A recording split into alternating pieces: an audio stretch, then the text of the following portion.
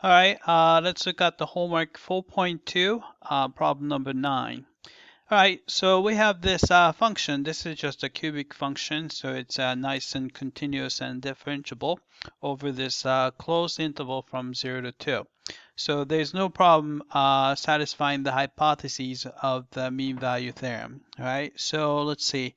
Does the function, so answer is yes, there's not enough, there's f is continuous, yep, so probably this last one, yes, f is continuous on a closed interval from 0 to 2, and a differentiable on open interval from 0 to 2, since its polynomials are continuous and differentiable for all real numbers. All right, so that's the right answer.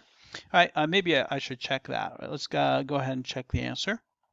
All right, it came back and we got the first part correctly, so that's out of the way. And then second part or last part, it satisfied the hypothesis, yep. So find all numbers C satisfy the conclusion of the mean value theorem. All right, so let's do that. All right, so what was the conclusion? So we know that there exists some number C, right? In between 0 and 2,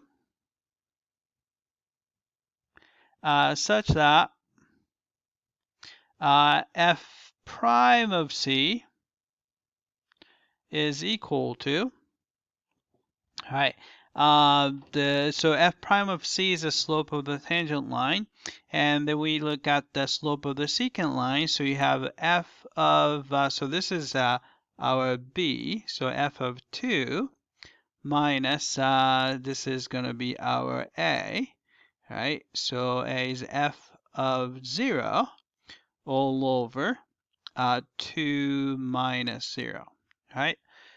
So what's this? So let's just compute this. All right, so what's f of 2? All right, if you plug in 2, so that's going to be 8 plus 2 minus 2, so it's going to be 8 minus f of 0 is negative 2. And then 2 minus 0 is 2, right? So 8 plus 2, 10 over 2, so it's going to be 5, right?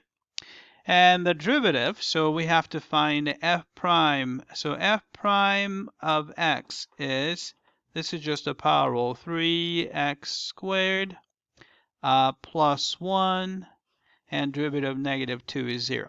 Right, so which means that it seems kind of redundant, but f prime of C would be 3x squared plus 1. Right, so this has to be equal to 5, right? All right, so then we can just solve for, well, actually, I messed that up. So this is C, right? We plug in C. All right, let's solve for C. So let's get rid of 1. So subtract 1. So you have a 3c squared is equal to 4. All right, so let's get rid of 3. Divide by 3. You get the c squared, which is equal to 4 over 3. All right, and last step, we're going to get rid of square by taking a square root. So c is going to be either plus or minus square root of 4/3. All right, if you want, you can write it as a plus or minus. Square root of 4 is just 2, and we can't really do much with the square root of 3. So just do that or rationalize it. But anyway, all right, but since we're looking for C between 0 and 2, so we certainly cannot take the negative one. So this is going to be the positive 2 over square root of 3. All right, so let's type it in.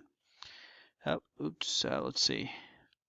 All right, so we got 2 over square root of 3. All right, let's check the answer.